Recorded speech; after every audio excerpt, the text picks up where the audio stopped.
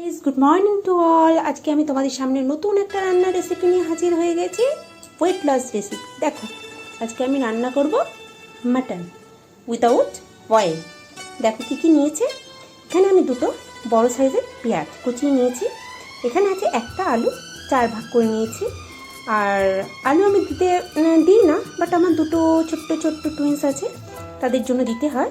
আর এখানে নিয়েছে দেখো, আমি কিছুটা আদা কুচিয়ে নিয়েছি, একটা শুকনো লঙ্কা, আর দুটো বড় সাইজের রসুন এমনি আমি ছাড়িয়ে নিয়েছি, একটা টমেটো, তেজপাতা, আর রয়েছে লঙ্কা, কিছু যে যেরকম ঝাল পছন্দ করে সেরকম লঙ্কা, আর রয়েছে কিছুটা রসুন, সামান্য রসুন দিয়েছি এখানে, একটা পুরো নেই, রসুন নিয়েছি, আর নিয়েছি টক দই।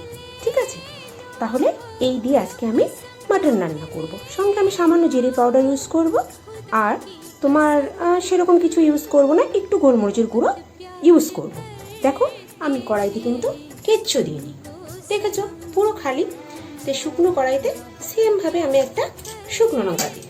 শুকনো লঙ্কাটা দিলে যে আমি তেল ছাড়া খাবারটা রান্না করছি সেটা দেখতে বা সেটা স্মেলটা ভালো লাগে, দেখতে না, কারণ তেল ছাড়া খাবার রান্নাটা দেখতে অত হয়তো ভালো হয় না, বাট খেতে খুব টেস্ট। দেখো, এটা দেওয়ার পর আমি কি দিচ্ছি দেখো,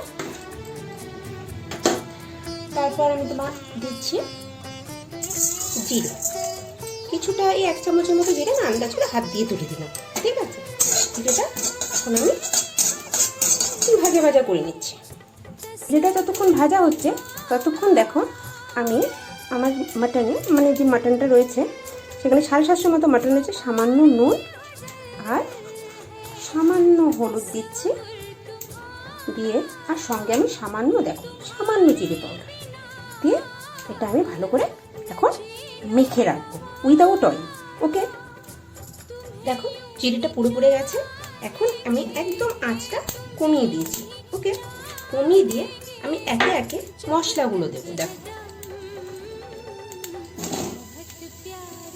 যেগুলো আমি তোমাদেরকে দেখালাম সেই মশলাগুলো আমি একে একে সব দিয়ে দিচ্ছি। দেখো, একসঙ্গে সব দিয়ে দিচ্ছি।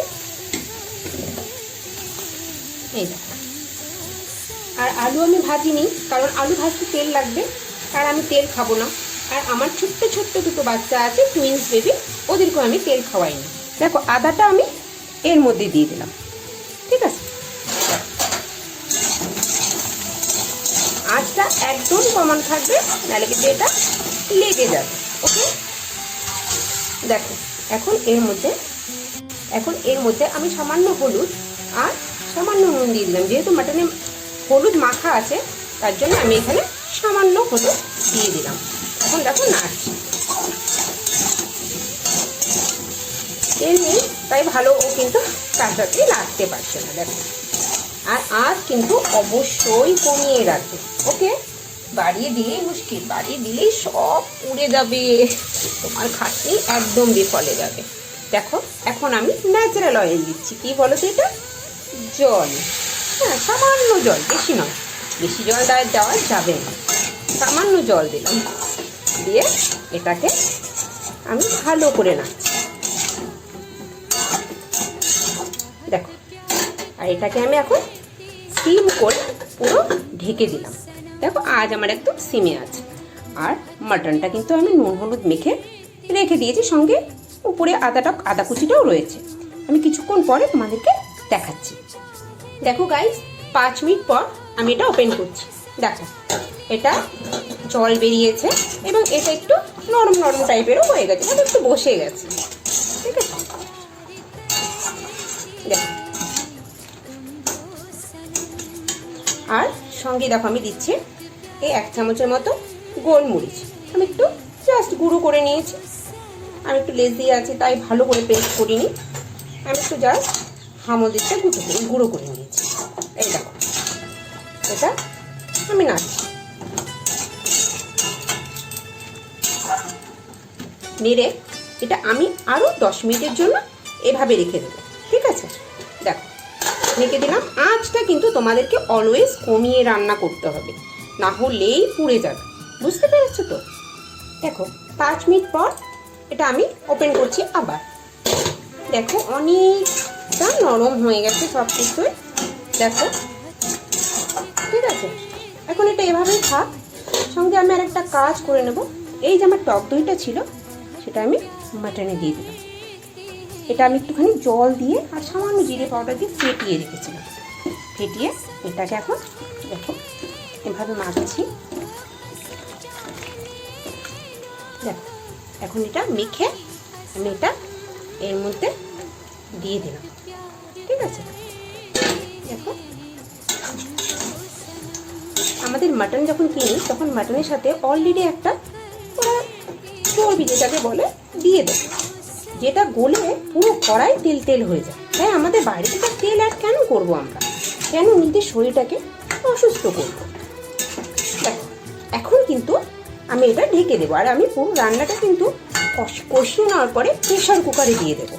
তাই আমি এটা এখন একটু আঁচ বাড়িয়ে দেবো, যেহেতু এটা জল বেরোবে তাই একটু আঁচ বাড়িয়ে আমি এটা ঢেকে দেবো। দেখো এই দেখো ঢেকে দিচ্ছি, আর ঢেকে দেওয়ার পরে আমি সামান্য আঁচ বাড়িয়ে দিলাম। ঠিক আছে, তারপর তোমাদের পর কিছুক্ষণ পরে আমি আসছি। দেখো গাইস, এটা আমি 5 মিনিট পর ওপেন করে দেখছি যে এটা সামান্য জল বেরিয়েছে। আমার আঁচ কিন্তু বাড়ানোই আছে। ঠিক আছে, এই দেখো ন্যাচারাল অয়েল। আচ্ছা, এটাকে আমাকে কষাতে হবে যতক্ষণ পর্যন্ত এটা কষানো কমপ্লিট না হয়। তাই ভিডিওটা যেহেতু বড় হয়ে যাবে, আমি কষানোর পরে তোমাদের সামনে আবার ফিরে আসছি। ওকে, দেখো গাইস 15 মিনিট হয়ে গেছে। 15 মিনিট পর এটা দেখো কষানো পুরো হয়ে গেছে, কালার চেঞ্জ হয়ে গেছে। দেখো একটু অয়েল নিয়ে এতে তোমরা দেখে বুঝতেই পারছো যে এতে অয়েল নেই। এখন আমি এতে, যেহেতু এটা আমি প্রেশার কুকারে দেবো, এটা 50% বয়েল হয়ে গেছে। যেহেতু এটা আমি প্রেশার কুকারে দেবো তাই এতে সামান্য পরিমাণে, এখানে আমি সামান্য সানরাইজ শাহি গরম মশলা দিয়ে দিলাম। দেখো এখন এটাকে আমি আবার নেড়ে নিচ্ছি। এটা ঢাকা দেওয়ার দরকার নেই, যেহেতু সব জল টেনে নিয়েছে, সব কিছু সেদ্ধ হয়ে গেছে।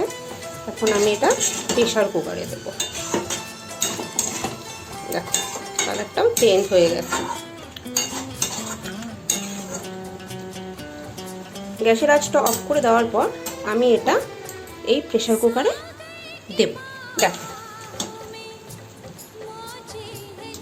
ঠিক আছে, দেখো আমি প্রেশার কুকারে ঢেলে নিয়েছি এটা। এখন এতে আমি গরম জল অ্যাড করছি 1 গ্লাসের মতো। প্রথমে আমি গরম জল অ্যাড করছি। দেখো